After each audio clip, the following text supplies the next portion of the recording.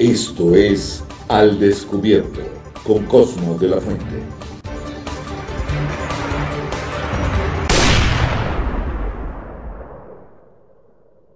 Bienvenidos al Descubierto. El invitado de hoy es un abogado internacional, representante de Venezuela hasta el año 2017 ante las Naciones Unidas, activista por los derechos humanos, quien en ese año, en el 2017, presentó su dimisión por la persecución sistemática a civiles, el terrorismo de Estado y las violaciones de la Constitución cometidas por el régimen de Nicolás Maduro. Bienvenido, Isaías Medina. La primera pregunta que yo quiero hacerte, más que una pregunta, es una consideración. En muchas ocasiones has denunciado los crímenes de lesa humanidad y la ilegitimidad de Maduro. Una acusa muy directa, si pensamos que lo has hecho siendo en ese momento también un diplomático del gobierno venezolano. Bueno, sí, para mí el régimen de Nicolás Maduro es ilegítimo desde las protestas del 2017. Es ilegítimo porque estaba actuando en contra de los intereses de sus ciudadanos y en vez de tener la responsabilidad de protegerlos, los estaba atacando. Esta es una causal directa, tomando en cuenta la cantidad múltiple violación a los derechos humanos que se cometieron durante las protestas y los crímenes de lesa humanidad que hoy se encuentran bajo una examinación preliminar ante la Corte Penal Internacional. Eso, obviamente, además de configurar elementos de pérdida de legitimidad, tenemos que tomar en cuenta el mandato del 16J, donde más de 7 millones de personas manifestaron su presión de que se instalara un gobierno de transición. Por último, cuando la sentencia del Tribunal Supremo de Justicia, que hasta ahora ha actuado de una manera bastante coherente, realizó el juicio y en donde se presentaron más de 1.600 evidencias en el caso de Odebrecht, creo que es evidente que también esa sentencia que lo condenó a 16 años de prisión, a devolver un dinero y a pagar una multa, se configura también como uno de los momentos contundentes en donde Maduro pierde su legitimidad. Ahora bien, en esta instancia es mi opinión de que hay un vacío de poder. Este vacío de poder que ha sido continuado amerita que sea llenado, que se asuma la presidencia del país y se designe un gobierno de transición para que represente los intereses de los ciudadanos. ¿Frente a quién? A la comunidad internacional. Y ahora vamos a escuchar los 5 puntos que Rumbo a la Libertad discutió en la Cancillería de Brasil por la voz del mismo Roderick Navarro. Hola, Roderick. Hola Cosmo, ¿cómo estás? Bueno, en la reunión que ocurrió en Cancillería de Brasil, nosotros fuimos con 5 puntos que nosotros no cedimos de ninguna manera. En primer lugar, nosotros no cedimos en el tema del diálogo con el régimen. En segundo lugar, no cedimos en el tema de hacer elecciones sin condiciones. Nosotros queremos elecciones creíbles. En tercer lugar, nosotros no cedimos en el tema de esta cuestión de perdonar a criminales de manera selectiva. No pueden ser perdonados, tiene que haber justicia. En cuarto lugar, nosotros no cedimos en nuestra propuesta de economía de mercado para la reconstrucción del país. Y en quinto lugar, nosotros no queremos que se impongan los sesgos ideológicos en torno a las decisiones y propuestas que se tienen que tomar para salir de la situación que estamos viviendo en Venezuela. Nosotros nos apegamos al realismo político, nos apegamos a la ciencia política y en torno a eso es que queremos avanzar. Creo que muchas coincidencias allí con los factores que fueron para allá, eso lo evaluó muy bien los miembros de la comunidad internacional que estuvieron y yo creo que este encuentro va a generar un viraje importante en torno a cómo se está llevando adelante las iniciativas para acabar con la situación que se está viviendo en Venezuela. Entonces vamos a estar muy pendientes sobre esta situación. Rumbo Libertad ya es reconocido como un factor de oposición legítimo en este conflicto en Venezuela, y nosotros vamos a llevar siempre adelante la defensa de las iniciativas y de las posturas que tiene la gente en la calle, la gente que está harta de la misma política de siempre, la gente que está harta del guabineo, la gente que está harta de la indecisión y de sobre todo el colaboracionismo. No vamos a negociar la libertad, no vamos a negociar nuestros principios, y eso lo vamos a hacer nosotros por la gente que está sufriendo en Venezuela y quiere la libertad. Así que un fuerte abrazo, cuídate mucho. El Grupo de Lima se ha pronunciado de manera contundente y ha oficializado una vez más la Asamblea Nacional como órgano constitucional legítimo, pero también el Tribunal Supremo de Justicia en el exilio. ¿Qué me dices de la reunión en Brasilia? Entonces, podemos ver con claridad, por ejemplo, ayer en Brasilia, en la reunión que se sostuvo, que el Tribunal Supremo de Justicia, su presidente, se reunió con el presidente Jair Bolsonaro. ¿Y por qué lo recibió? Porque obviamente, además de ser reconocido por el grupo de países de contenidos en la última declaración del Grupo de Lima, es un órgano que fue designado por la Asamblea Nacional, ha realizado sus funciones, así que legítimo de origen y de ejercicio.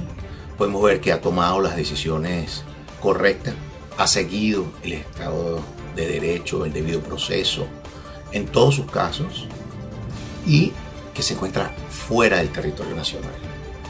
Pienso que hay que tomar más en cuenta a este organismo, porque además de ser el próximo en línea, en caso de que exista un vacío dentro de la Asamblea Nacional, puede tener mayores posibilidades. Eso es muy importante tomarlo en cuenta. El 23 de enero sabemos que para Venezuela es una fecha histórica, pero no son pocas las diferencias entre el régimen y la tiranía de Maduro y la de Pérez Jiménez del 58. Maduro ha utilizado el hambre para esclavizar al pueblo y ha cometido crímenes de lesa humanidad muy graves. Es por eso que yo comparto la idea de Rumbo Libertad, cero amnistía. Yo no soy por el perdón. ¿Qué opinas? La situación y las circunstancias venezolanas son muy distintas a las que se presentaron el 23 de enero de 1958. Cuando nosotros hablamos de la segunda independencia, nos referimos a que tenemos un país ocupado, invadido por más de 22.000 agentes cubanos que se encuentran infiltrados en nuestras Fuerzas Armadas y en diversas instituciones que hoy en día toman decisiones en el país, porque nos encontramos en un país en donde está financiado por China y donde la deuda obviamente obliga a esa alianza y a tener sus intereses puestos en Venezuela, y en donde tenemos un país armado por Rusia desde hace muchos años. Este no es un tema de las Fuerzas Armadas nada más, tomando en cuenta que desde el 2002 pues Chávez, con mucha claridad y contundencia, tanto con Irán como con otras fuerzas antidemocráticas y antioccidentales en el globo, se concentró en buscar un plan de contingencia. Este plan de contingencia es lo que vemos en el resultado del día de hoy, donde tenemos un territorio ocupado por la FARC, un territorio ocupado por el ELN, que están destruyendo las áreas mineras por su irregular actividad que tienen allí, donde han cometido masacres, en donde tenemos la presencia de Hezbollah, en donde muchas agencias de inteligencia tienen reportes de la relación tanto representada por el vicepresidente anterior, Tarek El Aissami, con sus nexos tanto en Libia como en Siria, con el Hezbollah, y en donde se ven reflejados con lo que se llama la hidra dorada de la triple frontera, en donde se han manifestado evidencias en cuanto a la venta de pasaportes, y esto obviamente conllevará en su debido momento a que sea designado por la lista americana como patrocinante del terrorismo. A mí personalmente no me extrañaría que el régimen de Maduro esté involucrado en el carro bomba de Colombia, y aprovecho la oportunidad para expresarle mis condolencias y mi máxima solidaridad al luto y el duelo que está viviendo nuestro pueblo hermano de Colombia, y pienso que las investigaciones deben terminar antes de poder tener los responsables, pero no me extrañaría debido a la presencia de todos estos grupos irregulares. A todo esto todavía le tenemos que añadir los 60 grupos de colectivos armados, no estatales, de terrorismo de Estado, de Nicolás Maduro y su régimen. Tenemos que con claridad determinar que existen otros grupos irregulares, como son los pranes, que están sueltos en el país, como los el Tren de Aragua, que corta pies, manos y cabeza dentro del territorio nacional, las calles de Venezuela. Y entonces a mí me parece un poco un realismo mágico pensar que mediante un diálogo, unas elecciones o una amnistía se pueda llegar a una definición efectiva como lo amerita la gente de nuestro país y como lo amerita nuestro territorio. Hay unas medidas que hay que tomar: la reconquista territorial. Obviamente habrá que restablecer el orden del Estado de Derecho mediante la justicia, paz a través de la justicia, no mediante un perdón general cuando existen personas que han cometido crímenes de lesa humanidad, que obviamente no solamente son imprescriptibles, sino que le pertenecen a las víctimas.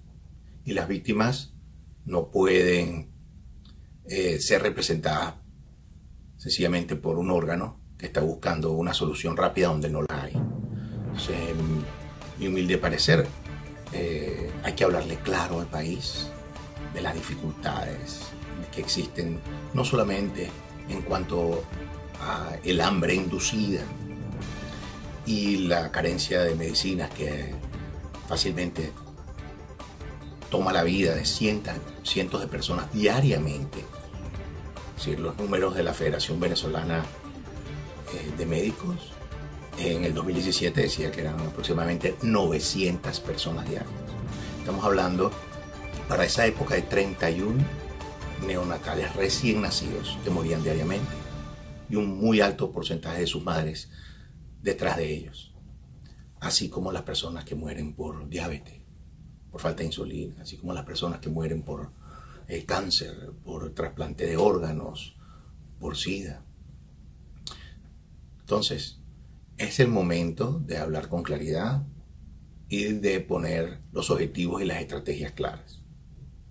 En mi opinión, la comunidad internacional tiene un papel que jugar inminente en la libertad de Venezuela, y es por ello que las limitaciones de la Asamblea Nacional adentro del territorio no permiten mucho que puedan maniobrar. Sin duda alguna, la responsabilidad del diputado Juan Guaidó es muy grande asumiéndose el cargo de presidente, y por eso hay que apoyar este camino. Yo apoyo y comparto la ideología del movimiento Rumbo Libertad por ser un movimiento libertario que no llegará a doblegarse. Estoy seguro que nunca negociarán con el régimen, por ejemplo. Según tu experiencia y tu opinión, ¿cuáles serán los próximos pasos? Hay que reconocer el mérito a quien lo tiene.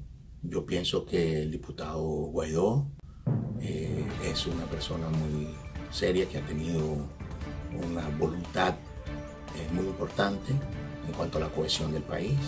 Creo que sí tiene muchas limitaciones, tanto por las amenazas del régimen, tanto por la situación que ocurre en el país, y debe apoyarse más en el Tribunal Supremo de Justicia en el exterior. Así como el mérito también tiene que reconocerse a Rumbo Libertad que es un nuevo movimiento político en la historia de Venezuela, que es el único movimiento político de derecha, y tenemos que tomar en cuenta que obviamente el régimen y sus cómplices son socialistas, son castrocomunistas, y la derecha tendrá una participación decisiva, porque para eliminar a la izquierda pues es necesario tomar las acciones desde un grupo que obviamente se oponga a esas medidas de destrucción del socialismo en Venezuela y en otros países. ¿Cuáles son los gobiernos de derecha? Obviamente Jair Bolsonaro en el Brasil, obviamente la administración de Trump en Estados Unidos y el movimiento Rumbo Libertad. En la reunión de ayer yo pienso que es importante señalar y resaltar que estuvo presente el Grupo de Lima, estuvo presente la OEA, estuvo presente el Tribunal Supremo, estuvo presente miembros de los partidos socialistas de Venezuela. En ese sentido, después de largas discusiones, se llegó a un acuerdo mediante las propuestas que realizó Rumbo Libertad.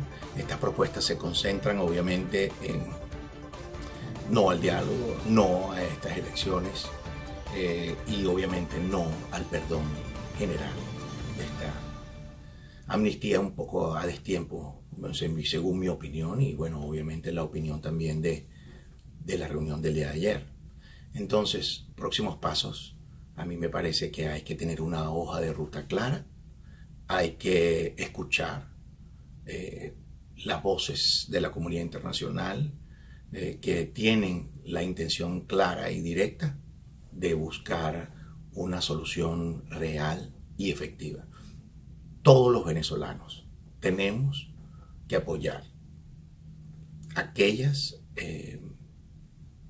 iniciativas y propuestas que sean reales y efectivas para derrocar al régimen, reconquistar nuestro territorio, reponer el Estado de Derecho mediante la justicia y poner orden adentro del país. Todo esto antes de estar hablando sobre elecciones, que me parece que en este momento son de imposible cumplimiento. Entonces, comparto contigo, Cosmo, te agradezco a ti, a tu audiencia y al gran trabajo que haces con tu staff para lograr que se puedan promover opiniones libres dentro y fuera del país. Muy agradecido, mis saludos. Vamos rumbo a la libertad de Venezuela. Gracias a ti, Isaías, por tu labor y tu presencia.